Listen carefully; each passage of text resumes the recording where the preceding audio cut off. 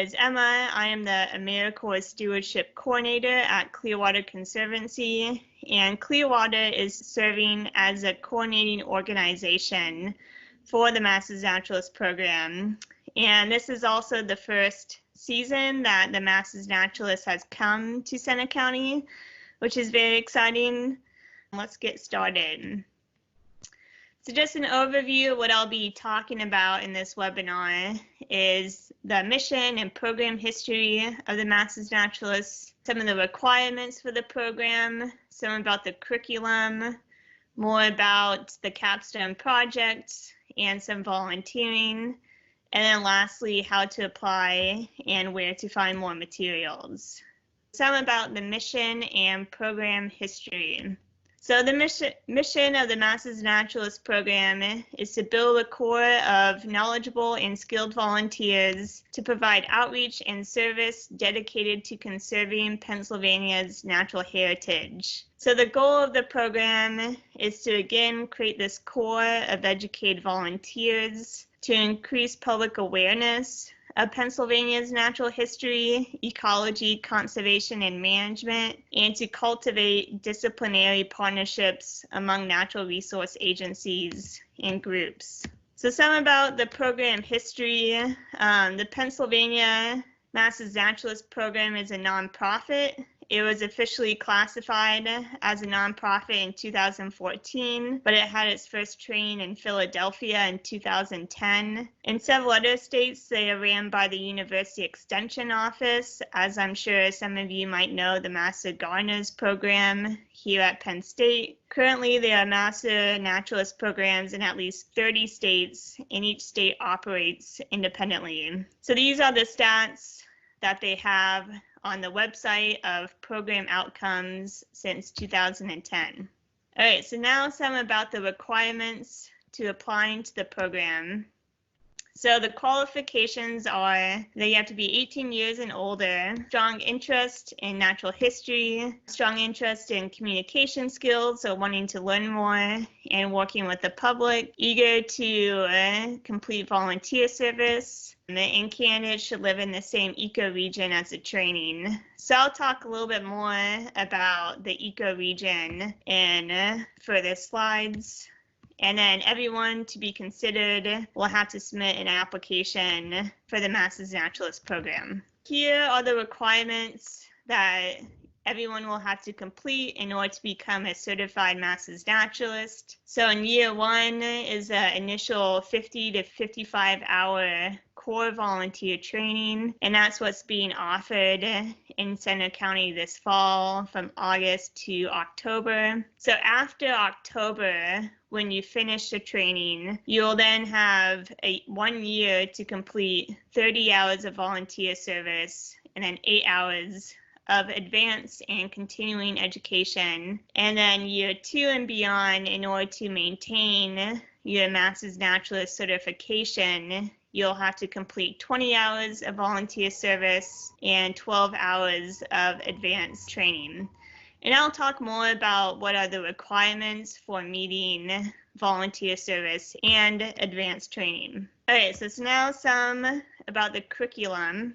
So Pennsylvania is a large state, and they split up all the different ecosystems into these different ecoregions. And this is what the Masters Naturalist staff base curriculum and what the instructors teach on. So we in Seneca County are in the Appalachian Forest ecoregion, and we have a little bit of Atlantic Highlands. So what I was talking about earlier with applying within the same ecoregion, so basically somebody from Philadelphia won't be able to apply to the Seneca County training because they're in different ecoregions. They have had people from adjacent or nearby counties apply to a different county. So say if you're in Huntington and Mifflin County, you really want to do the Seneca County training, I would highly encourage that you reach out to the Masters Naturalist staff. I don't think you necessarily have to be in Seneca County. Traveling distance is taken into consideration because you have to go to all the classroom trainings, but not a done deal. Essentially, all the curriculum and all the trainings will be about the Appalachian Forest, so you won't be learning as much about what's in Philadelphia or say what's in Erie. The overall program theme is that everything's connected, nature is dynamic, and human values impact natural systems. So these themes are what will be throughout the curriculum and what will be emphasized in the trainings. So here is schedule for the fall training in Center County. It is split up into two, so you guys can see it more clearly. The second slide has the later courses. In total, there are 12 in-class days, and those are in white. And those are on Thursday evenings from 6 to 8:30 p.m. And those are at the Clearwater Conservancy's office and also Shavers Creek. And then there are 4 field sessions, and those are in green. And those are on Saturdays, and they are much longer days, sometimes from 5 to 7 hours. And those are designed so that people have a lot of time in the field and learning from the experts. So each class has a different topic, starting from geology, then going to ecology and different topics. Here is the second half of the training. It's also important to note that it is required that everyone attends all these in-class and field sessions. You are expected to attend all of them in order to meet your certification. So that's why they post the schedule early, so you can make sure that you can attend all the days and know if there's any conflicts.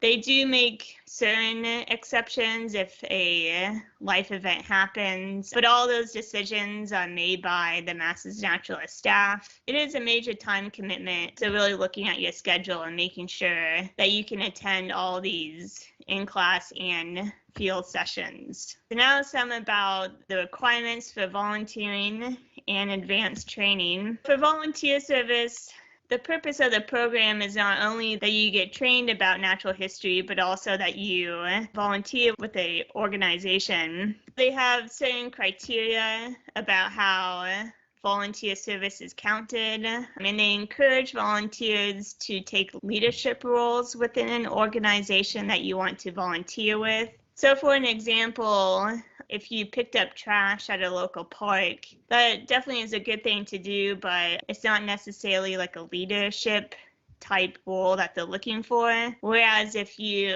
organized a trash pickup, that's kind of more along the lines of leading and kind of playing a larger role within an organization. So they have 4 categories of how your volunteer service can fit in. The first one is education interpretation, and these are examples of what volunteer service could be. Stewardship, so natural resource management activities, citizen science, gathering data like a BioBlitz or different monitoring projects, and then program support through data tracking or maybe fundraising. So the Master's Naturalist staff have criteria of how your volunteer service is counted, but these are the 4 main categories of what they're looking for.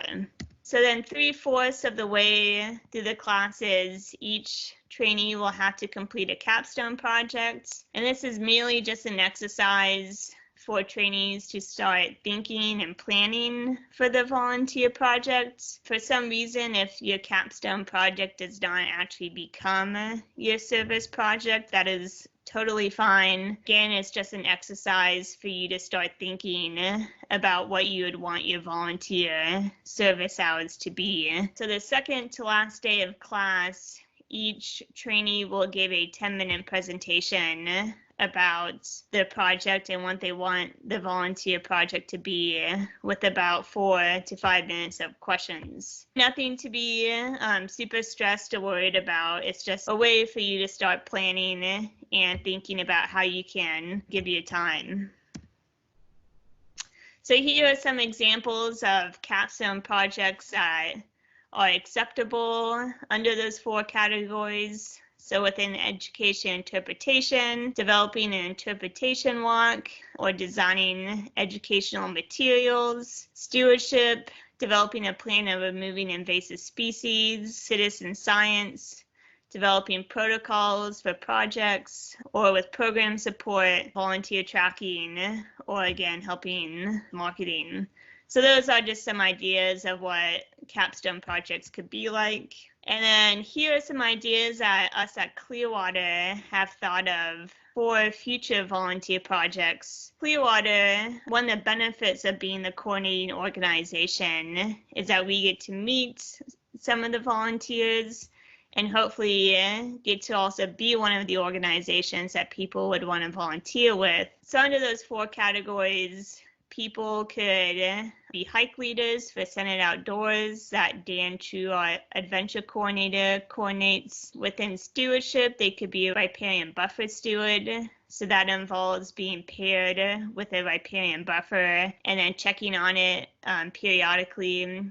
They could help with the native garden. We have some volunteers that manage our nursery that's called Growing Native, and they collect native seeds and cuttings throughout the area and then propagate those so that we can plant them on our buffers. And then we also have conservation easements that need to be monitored each year, which involves taking photos and documentation. Citizen science, we assist with the Pennsylvania Senior Environmental Service Corps, and they do a lot of water quality testing. And then with program support, design a system for volunteer tracking or helping with marketing or planning events could also be ideas. So these are kind of ideas that us staff have started to think about of how we could use more volunteers. But again, we won't be the only organization that people choose to volunteer with, and these aren't the only projects that you could volunteer on. We could definitely talk about what you're interested in and how it could help with Clearwater. In addition to volunteering, you also have advanced training requirements. And so some trainings could be provided by the Masters Naturalist program, or you could attend training through universities, local parks, nature centers, or other partners. All these training hours will have to be approved by the Masters Naturalist staff, and they have just a couple criteria outlining to make sure that your trainings are fitting within your interests and is providing continued education. So now some about how to apply and where to find more materials. So you can go to the PAMastersNaturalist.org, and this will be the main front page of the website. And you can scroll down and there's a box called Become a Masters Naturalist.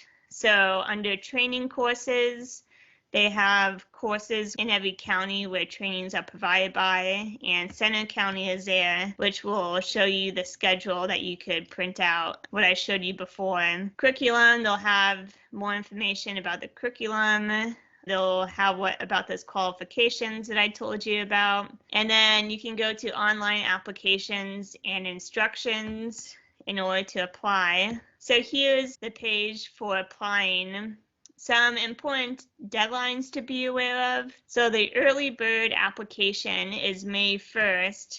And if you apply by then, you will get a $75 discount on your tuition, which is usually $400. It would be $325. And then the final deadline is June 1st. That will be the normal tuition rate of $400, and then plus there's a $25 fee for volunteer screening. Lastly, I just wanted to say that everything with the applications and the selection process and the program decisions or the curriculum, all those decisions are made by the Masters Naturalist staff. Us at Clearwater, we are strictly just a coordinating organization. So all we do is contact the instructors to teach the classes and organize the logistics. So we're really not involved in the selection process at all. And that's all done by these coordinators with the Masters Naturalist staff. If you have any questions about this process or about the program in whole,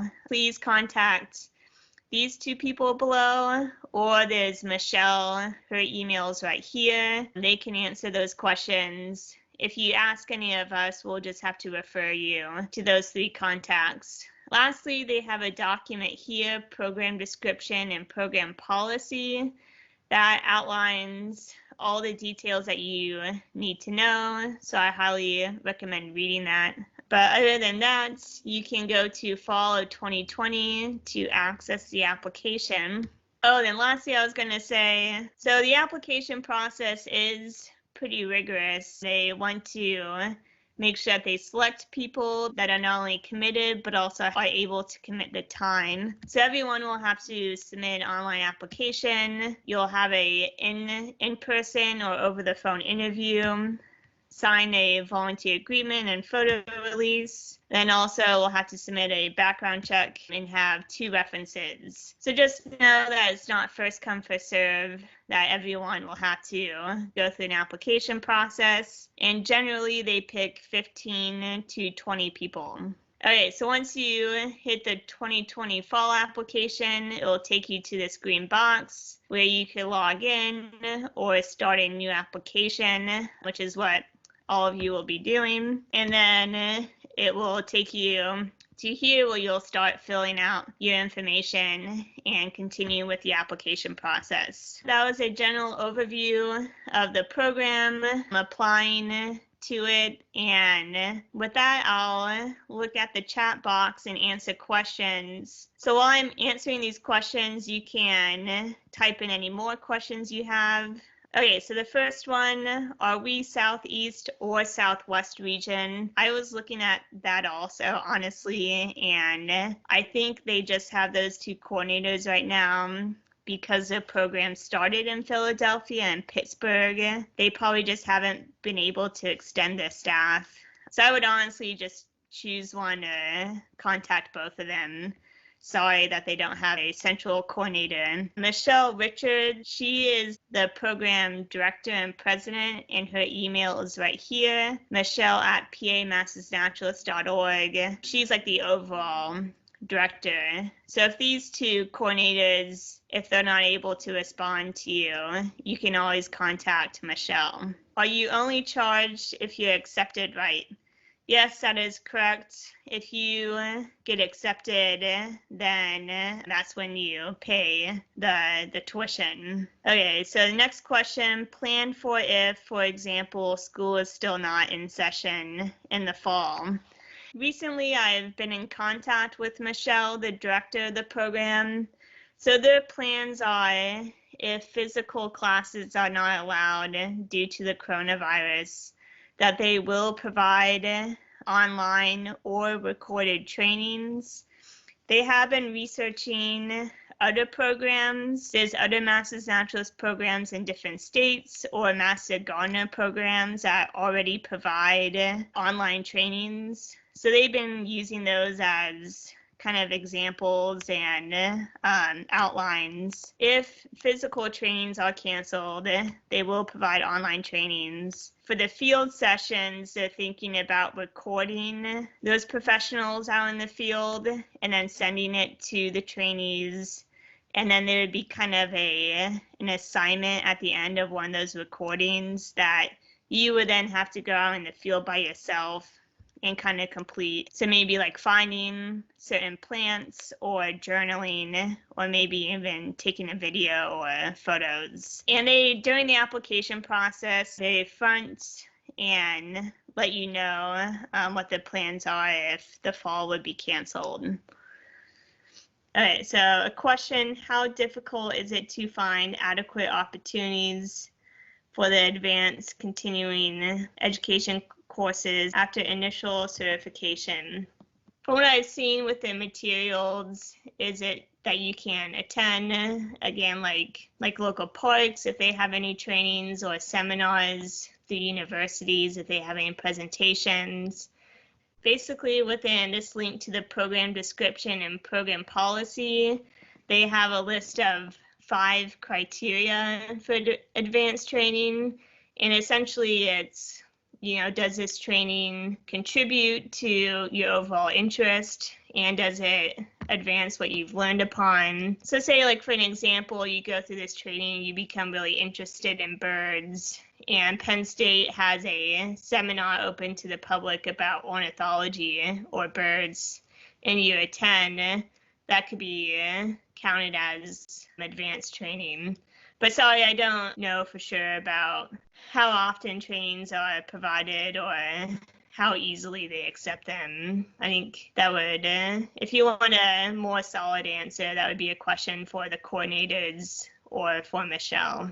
But other than that, thanks again for joining me on this webinar. I hope you found it informational, and I hope you have a great rest of your day.